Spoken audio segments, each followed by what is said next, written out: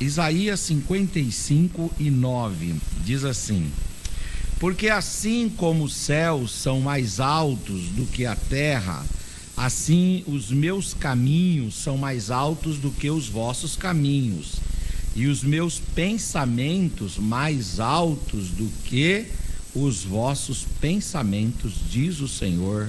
Amém e amém. Todo jovem cristão, ele deve sempre procurar, programar, projetar e prospectar a sua vida. Não é bom vivermos uma vida entregue à própria sorte. É essencial que cada um de nós estabeleça para a sua própria vida planos. Aliás, o sábio Salomão, lá em Provérbios 29:18, ele diz que não havendo profecias, o povo se corrompe, mas aquele que segue a lei é feliz. Salomão quer dizer que na nossa vida deve haver uma lei orientadora, deve haver uma orientação, deve haver mandamento, deve haver uma profecia. Nós não podemos simplesmente fazer as coisas. Para haver felicidade, a nossa vida precisa ser guiada por uma referência, por uma lei. É por isso que o texto termina dizendo: aquele que segue a lei é feliz, aquele que segue um plano, aquele que segue uma rota, aquele que segue um objetivo. Em outro texto, Salomão vai dizer, em Provérbios 16:3, que nós devemos confiar no Senhor as obras das nossas mãos, e nós devemos confiar também para Ele os nossos pensamentos. E aí então, tanto as nossas obras quanto as nossas intenções, pensamentos serão estabelecidos. É isso que diz Provérbios 16:3. Isso quer dizer que nós devemos projetar, planejar, pensar. E aí, uma vez que nós tivermos um plano, nós devemos estabelecer ou submeter esse plano a Deus. Agora, nós não podemos viver uma vida sem planejamento. É muito interessante que o Senhor Jesus, ele teceu comentários a respeito desta necessidade de nós não vivermos a nossa vida sem saber da onde viemos e nem para onde iremos.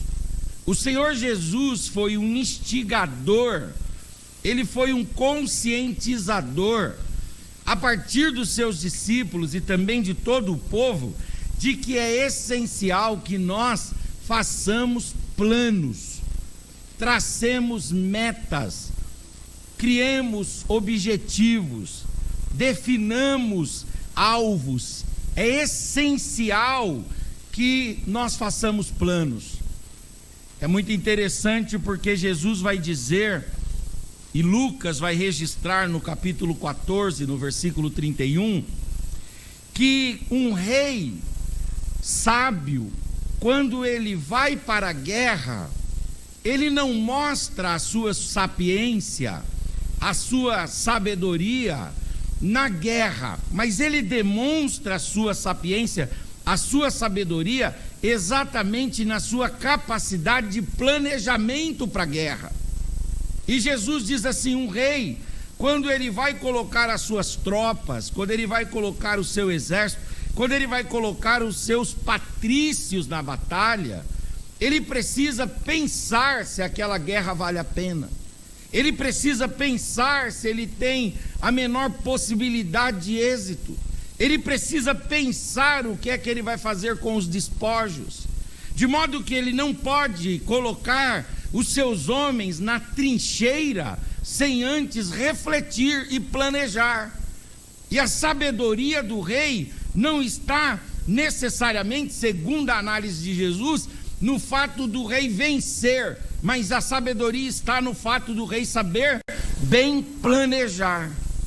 O Senhor Jesus também, usando de uma outra parábola, em Lucas 14, 28, ele vai dizer que um pai de família que exercita a boa administração de uma casa, não é aquele pai que vai vivendo apenas lidando de forma hábil com os improvisos. Ele diz, os improvisos podem até existir e ser necessários, tudo bem, mas nas palavras de Jesus, em Lucas 14, 28, um bom pai de família, um bom gestor do lar, um bom administrador da casa, deve fazer plano. E aí Jesus fala, quando um homem vai fazer uma reforma na sua casa, se ele é sábio, ele deve sentar antes e fazer um bom planejamento. Um planejamento em relação à edificação em si, à estrutura, ao material, à mão de obra, ao custo. Ele não pode simplesmente chamar aqueles que trabalham e dizer construam, porque pode ser que ele encontre alguma falta não prevista, ele encontre algum tipo de obstáculo não refletido. Então, para Jesus, a sabedoria de um bom gestor de uma casa está no fato não de ele executar, mas está no fato dele sentar com parcimônia, com maior vagar, e então fazer um planejamento. O Senhor Jesus, ele tinha a sua vida planejada, de modo que nós, sobretudo os jovens, não podemos viver a vida entregues à própria sorte, entregues ao próprio destino, entregues àquilo que vier, sem saber para onde vai, sem saber qual o objetivo que quer atingir, qual o local que quer estar, qual o cargo que quer ocupar, o que quer fazer da vida. Nós devemos ser animados pelo exemplo de Jesus, para nós também planejarmos a nossa vida. A nossa vida precisa ser fruto dos nossos planejamentos. O apóstolo São Paulo, ele também se demorou um pouco nesta ideia, e quando ele escreve aos irmãos de Filipos, Paulo vai dizer que ele sempre trabalhou aparentemente entregue ao próprio destino, entregue ao acaso, entregue à sorte. Mas não, Paulo diz, quando ele escreve aos Filipenses no capítulo 3, versículos 13 e 14, que ele sempre trabalhou com planos, ele sempre estabeleceu metas, ele sempre instituiu objetivos. É óbvio que na palavra de Paulo, ele não usa essas expressões, porque são expressões do mundo contemporâneo, mas Paulo vai usar a expressão alvo. Ele vai dizer, irmãos, quanto a mim, eu não julgo havê-lo alcançado, mas uma coisa eu faço, esquecendo-me das coisas que para trás ficam, eu vou avançando para aquelas que estão diante de mim, prosseguindo. Para onde você está prosseguindo, Paulo? Para onde você vai?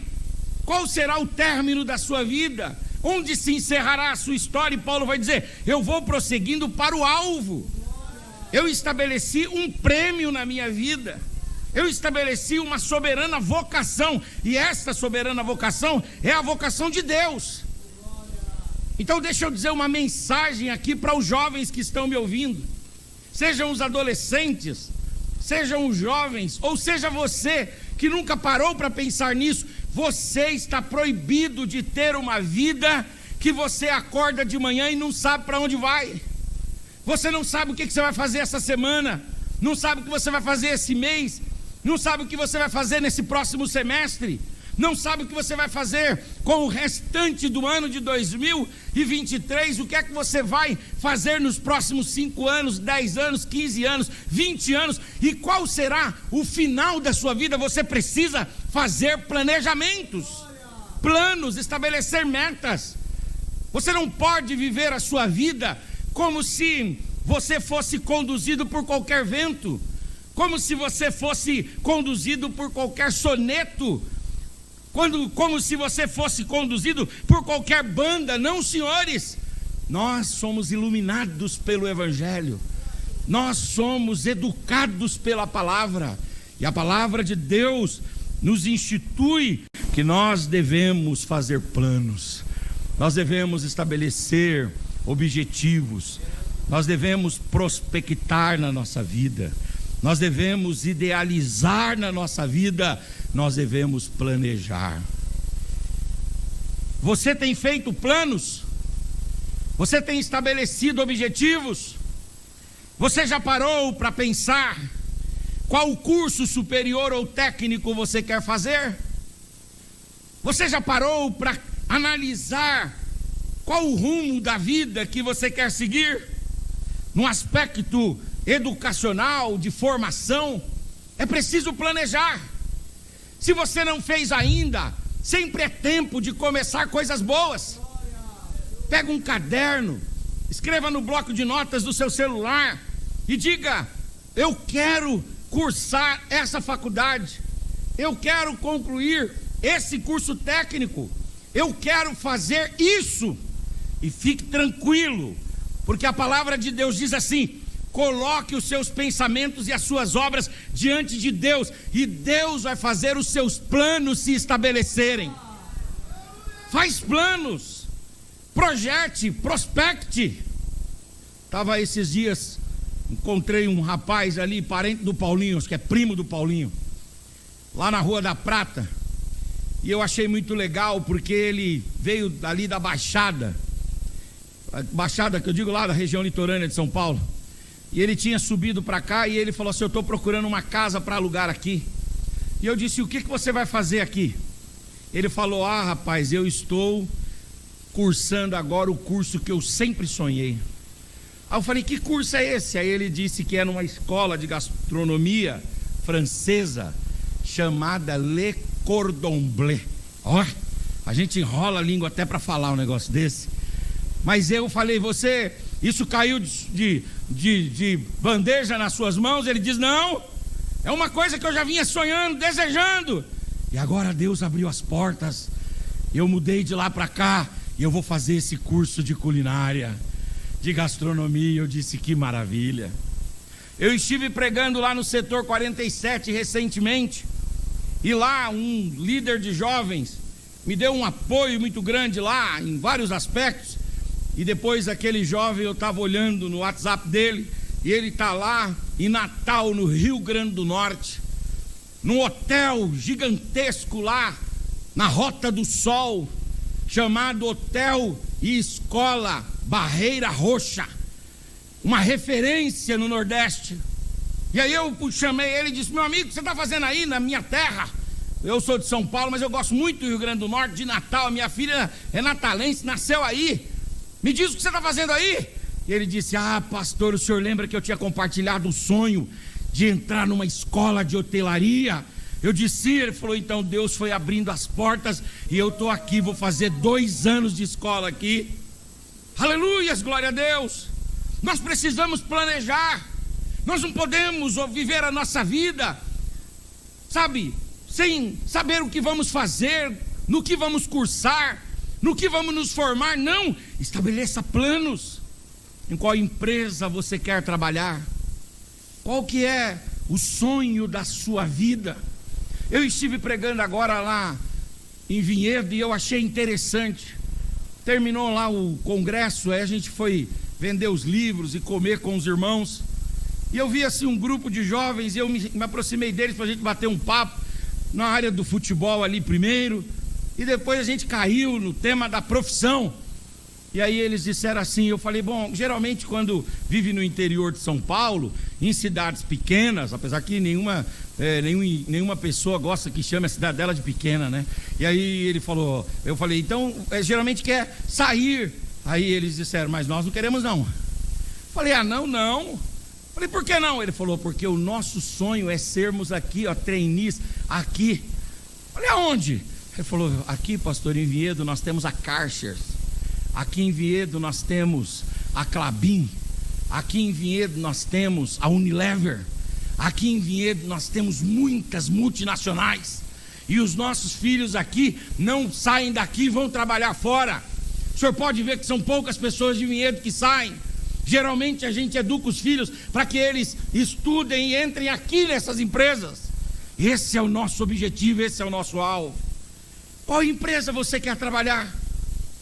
Talvez você diga assim, eu não reúno os predicados, eu não reúno as condições. Faz planos, diz o Senhor. Coloque esses planos diante de mim em oração. Ainda que pareça impossível, muito distante para a sua realidade, você na sua vida não luta sozinho.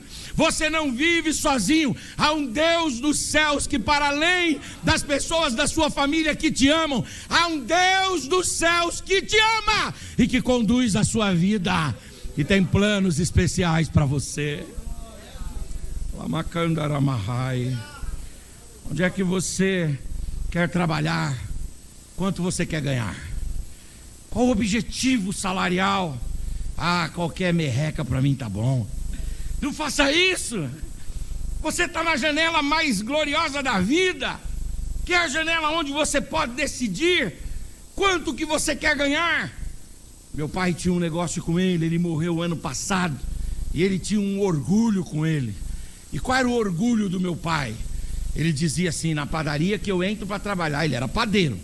Ele dizia assim, na padaria que eu entro para trabalhar, eu sou o salário maior da padaria. Eu não aceito ser o salário menor ou igual aos outros.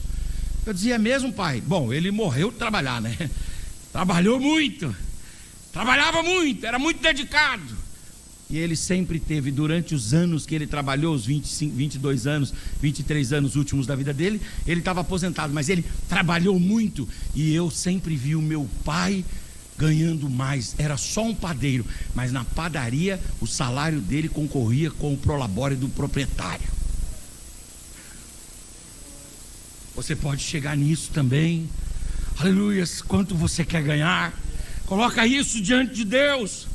Coloca isso em oração. Diz, Senhor, eu quero ganhar, aleluia, o suficiente para eu viver com dignidade.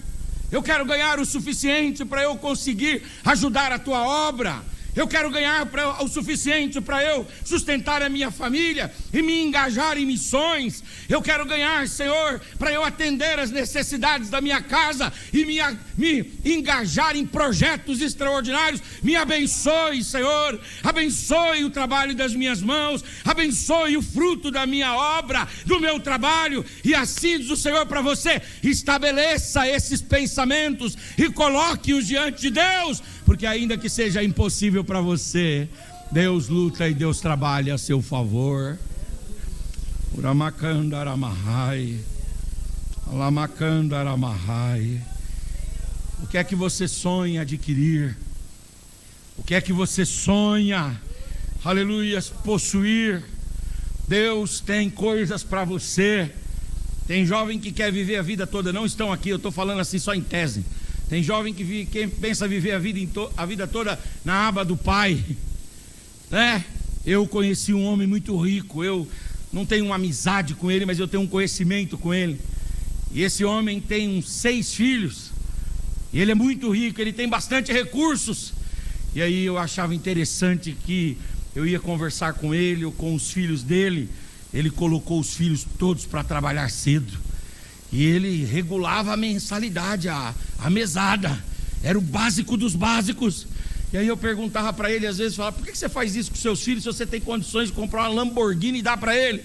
Aí ele disse: porque se eu ficar dando Lamborghini para ele, carros para ele, ele nunca vai ter, a sensação de dignidade de dizer: isso aqui eu trabalhei, derramei o meu suor e conquistei. Isso daqui é fruto da bênção de Deus sobre a minha vida e do trabalho que Deus tem me dado a oportunidade de realizar. Em nome de Jesus, aleluia, estabeleça. Não é que você deva colocar o coração nessas coisas, não coloque o coração nas coisas, porque aí Deus tira as coisas de você. Não ame as coisas, ame a Deus. Use as coisas para o seu bem, o bem da sua família, o bem dos seus pares e para a glória de Deus. Mas Deus não nos impede, aleluias, de conquistar. E aqui estão conquistadores de Deus. Aqui estão homens e mulheres que Deus está dizendo: o que é que você precisa? O que é que você precisa? Coloca diante de mim. Aleluia. A gente acredita que Deus pode atender necessidades pontuais. Deus é poderoso para isso. Sim, senhores, eu vivo isso todo dia. Mas mais do que isso, Deus é poderoso também para realizar o desejo do nosso coração. E para dizer: olha, se você projeta isso para a sua vida e você tem trabalhado nesse sentido, eu posso prosperar o trabalho das suas mãos, porque nisso também o meu nome será glorificado. Em quantos anos você quer casar? Você precisa constituir família. Essa é a ideia da igreja, essa é a ideia da comunidade de fé. E nós não podemos deixar esse aspecto da vida de lado. Você precisa casar. Pastor, e se eu não quiser casar? Então tem que estar enquadrado naquela graça especial de 1 Coríntios 7, quando Paulo diz que para alguns Deus deu um ministério especial, como a ele, de ficar sozinho. Mas se ficar sozinho, não pode ficar deprimido. Se ficar sozinho, não pode ficar ressentido. Se ficar sozinho, não pode ficar chorando pelos cantos. Se você disser: eu vou ficar sozinho, então, se você pode ficar sozinho tendo esse dom, essa habilidade.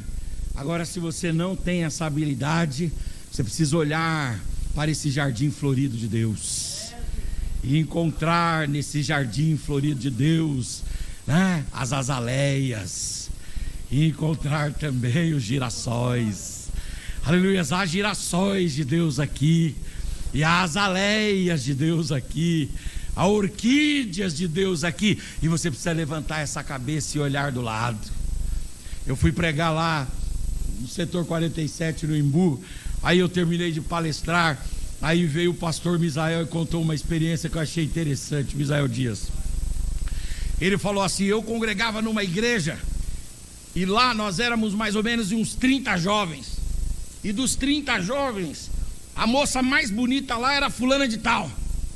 E aquela menina era a menina que todo mundo queria namorar, mas ninguém tinha coragem para convidar para sair. E a gente ficava: você vai convidar o outro, você vai convidar. Não, ela olhou para mim hoje, não sei o que e tal, e não sei o que, mas ninguém convidava. Aí ele falou: teve um culto, olha, Fabiana, teve um culto de jovens, pastor Misael Dias falando, teve um culto de jovens. Veio um rapaz lá do Belenzinho, olhou, falou: vigia, não, aqui é só simulando, hein? Vamos tomar um café amanhã? A moça foi, namoraram, noivaram, casaram, levou ela pro Belenzinho. E os rapazes lá deixaram passar. Fala pro seu irmão: as oportunidades passam. A hora é agora. Levante essa cabeça, levante essa cabeça. Olhe para os girassóis, olhe para as azaleias, olhe. Você precisa planejar. Aleluias, glória a Deus. Você precisa idealizar isso. Esse conceito no mundo de deixar cada vez para mais tarde o casamento, relativizando o casamento, com isso relativizando a família, com isso não dando valor para esse modelo cristão. Nós estamos, irmãos, perdendo de vista um meio de graça extraordinário. Deus quer você como jovem, aleluia, comprometido com a família. E não tem como fazer família se você não casar, e não tem como casar se não noivar, e não tem como noivar se não namorar, e não tem como namorar se não chamar para comer um hot dog lá em Osasco, varão. Não tem como. Deixa Deus preparar. Deus já preparou, irmão. Vigia. Levanta essa cabeça. Abre essa boca. Eu vou esperar, pastor. Esperar em Deus. Você vai cair naquele engodo. Diz que o rapaz estava lá na enchente, Deus mandou o banhista lá, o salva-vida não conseguiu ir, não, vou esperar em Deus. Mandou o jet ski, vou esperar em Deus. Mandou o helicóptero, vou esperar em Deus. Morreu, foi pro céu. Revoltado, Senhor. Aí Deus falou, não vem encher o saco não. Eu mandei um monte de alternativas para você, você não quis nenhuma. Não vem perturbar não. Aí o irmão fala, Senhor, o Senhor me deixou solteiro. Não deixou nada, rapaz. Levanta essa cabeça e olhe para os girassóis. Olhe para as azaleias. Aleluias, glória a Deus. Aleluias, glória a Deus. Eu sou de um tempo em que as pessoas, elas escreviam as características da pessoa com quem ia casar no papel. Escrevia e guardava. A minha esposa, de vez em quando, a gente lê aqueles papéis dela. Bom, houve ali uma ligeira mudança. São os milagres que a vida faz. A gente não pode descartar isso também. Mas quando a gente começou, era igualzinho. Estava lá projetado. Tem que projetar. E na igreja? Qual o seu plano quanto à igreja? Quando você olha para essa estrutura local, quando você olha para o setor, quando você olha para o Belém, quando você olha para as Assembleias de Deus no Brasil, o movimento evangélico no Brasil, quando você olha para o povo cristão, onde você quer servir? Onde você dará a sua contribuição? Onde você marcará a sua história e deixará o seu legado? Você precisa planejar. Se você quer pregar, se você quer pregar, você tem que começar a pregar. Você tem que começar a falar. Abra a sua boca e a encherei. Eu me lembro que quando eu comecei a pregar, eu chamei muitas vezes Jesus de Genésio. Não foi fácil. Um dia eu fui pregar, empolgado, e de repente eu falei, olha, aqui está escrito em Isaías, que os céus são o trono do Senhor, a terra, o estrado dos seus pés, e os homens, os escabelos de seus pés. E aí eu podia parar assim, mas eu quis conceituar. Quando a gente tem que conceituar é que a gente mostra a nossa facilidade. E aí eu falei, sabe o que são escabelos? A igreja, aleluia. Eu falei, sabe o que são escabelos? São aqueles pelinhos em cima do pé. Quando eu terminei de pregar, um senhorzinho assim, igual o Rael, que já, sabe, fala tudo, não tem mais, não tem que fazer mais caras e bocas para ninguém. E aí ele chamou no canto e falou, rapazinho, você é o menino que tem chamado, eu vejo que você é bênção. Só que é o seguinte, você já leu assim, tem um dicionário em casa? Aí eu, né, arrogante, prepotente, né? Ah, o demônio aí, ó, o diabo aí usando. Olha o diabo querer acabar com a minha chamada. Ele começou, já está querendo acabar. Meu filho, você precisava arrumar um dicionário bíblico. Lá você vai procurar a letra E, você vai encontrar lá escabelo. Procura lá, eu tenho, mas ele falou, procura, vai melhorar, vai ajudar você na sua mensagem. Vai melhorar, vai ser bom para você. Aí eu peguei, fui para casa desesperado, abri. Escabelo não tem nada a ver com pelinho. É um móvel de madeira que ficava embaixo dos pés dos reis, que os reis conquistavam os reis no entorno ou nas guerras e pegavam algum souvenir, algum tipo de relíquia desse rei e colocava lá. E quando ele não tinha nada, ele arrancava os dentes do rei e colocava lá, arrancava a mandíbula e colocava lá. E depois ele colocava os pés em cima. Era um móvel, não é nada de pelinho. Mas se eu não começasse, eu não chegaria aqui. Você tem que começar. Você tem que falar errado. Eu gosto muito do pastor Nelson Aprígio, é um amigão nosso, a gente sempre conversa. E o Nelson começou a fazer traduções. Eu sei, isso aí é público, ele quando prega fala sobre isso. E ele falou que quando começou a fazer traduções, o inglês do americano era muito rápido e muito carregado de gírias, né? Do dialeto, e ele não conseguia falar direito. E aí ele disse que ele não conseguia entender. Bom, em síntese, ele falou que no final ele percebeu a miscelânea que ele tinha feito, porque ele fez o homem engravidar e nascer a ponta de um braço de dentro da barriga do homem. Mas ele não parou. E agora, por exemplo, no começo desse ano, foi o Rafa que encontrou a gente encontrou ele lá na padaria. E aí eu falei, esse menino aqui é fera. E aí ele foi lá, convidado pelo governo da Índia para palestrar para CEOs do mundo inteiro. Aleluia, Deus tem planos para você. Levante a sua mão, eu quero dizer para você, você não sabe aonde você vai chegar. Faz planos em nome de Jesus. Estabelece esses planos diante de Deus, porque Deus é poderoso para fazer você chegar lá. Aleluia, o começo é sempre difícil, é carregado, é pesado, mas sempre Deus coloca a gente do nosso lado, até que Ele cumpra em nós completamente a sua vontade e o seu querer. Levante a sua mão mais alto, levante a sua face, levante a sua voz, abra a sua boca e dê uma palavra de adoração ao Senhor.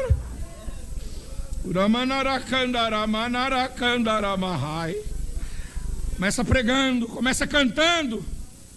Canta. Canto nada, mas vai cantando. Canta no chuveiro, canta lá em casa, canta no carro. Depois você entra numa aula de música, numa aula de canto, e depois você vai aprendendo as técnicas. Tem um irmão meu que ele é maestro, Moisés, e ele tem a ousadia de criticar o Roberto Carlos.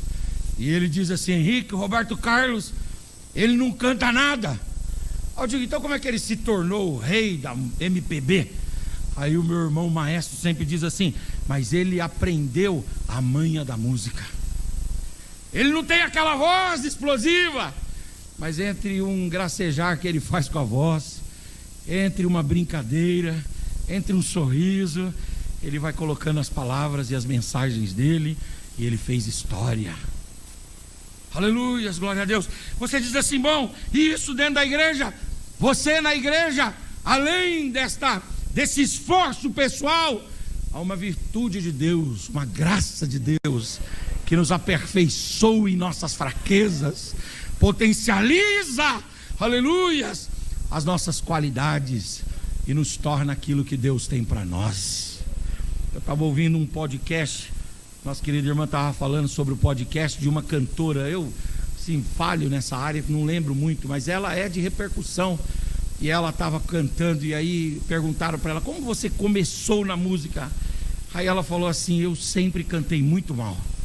Cantei muito mal mesmo. Mandava eu cantar baixo, mas não é para cantar o baixo lá no cantinho, no baixo. Era para cantar baixo, bem lá no cantinho, assim, bem baixo mesmo, para não atrapalhar ninguém. Aí ela falou assim: mas de repente eu conheci uma pessoa que falou: nós vamos fazer uma dupla, você vai fazer a minha segunda voz. E a gente começou a treinar, e Deus foi abrindo as portas, abrindo as portas, abrindo as portas, e hoje eu tenho esse reconhecimento no Brasil. Aleluias, glória a Deus. Se você planeja pastorear, coloque a sua vida à disposição. Se você planeja ser missionário ou servir, como é que você quer servir? Como é que você quer trabalhar na igreja? Deus quer que você planeje isso. Você não pode viver a sua vida sem planejamento. É essencial fazer planos. E esses planos anuais, quinquenais, decenais, faça planos. Agora eu queria terminar dizendo o seguinte: é essencial que nós planejemos a nossa vida, amém? Agora nós nunca podemos nos esquecer que Deus, como disse o Thales aqui numa programação que nós teríamos, Deus, ele bagunça os nossos planos. E por que ele bagunça às vezes os nossos planos? Porque ele tem os seus próprios planos para nós. E é isso que diz Isaías 55:9. Porque assim como os céus são mais altos do que a terra, assim os meus caminhos são mais altos do que os vossos caminhos, e os meus pensamentos são mais altos do que os vossos pensamentos. Deus, ele de vez em quando mexe, ele abala os nossos planos, porque ele tem planos gloriosos para nós. Aleluias, glória a Deus. Nós vamos vivendo a rotina da vida, programada, projetada, idealizada, pensada, refletida. Nós vamos vivendo a rotina da vida. Nós vamos vivendo a vida ordinária. Mas conforme nós vamos caminhando em nossa rotina, um dia, por graça, soberania e misericórdia de Deus, Ele simplesmente intervém em nosso caminho. E Ele diz: hoje eu estou mudando os planos. E eu vou fazer algo novo, especial e extraordinário. Aleluias, glória a Deus. O fato de nós termos a rotina da nossa vida, o fato de estabelecermos a sequência, o planejamento da nossa história, não significa que Deus não possa bagunçar os nossos planos.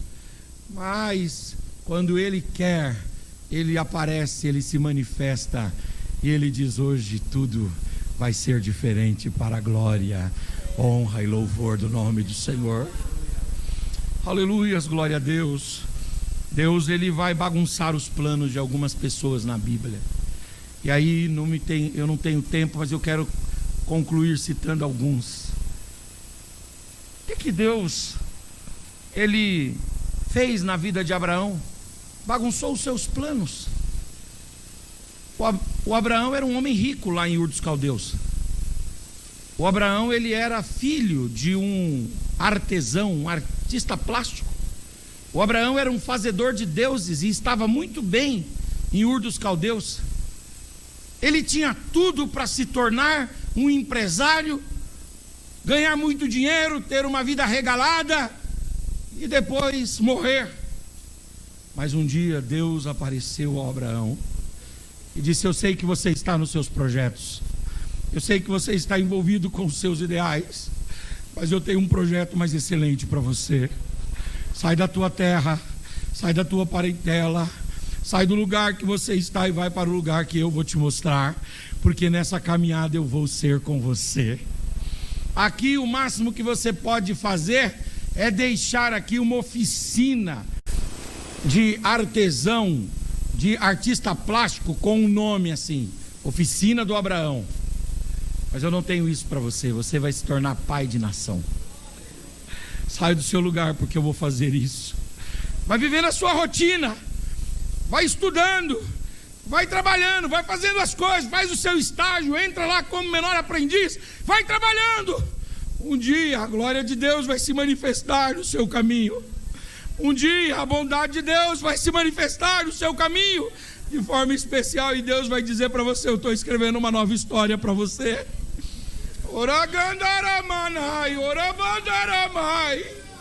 Levante a sua mão, por gentileza. Deus está dizendo: eu estou reescrevendo história de jovens aqui. Aleluia.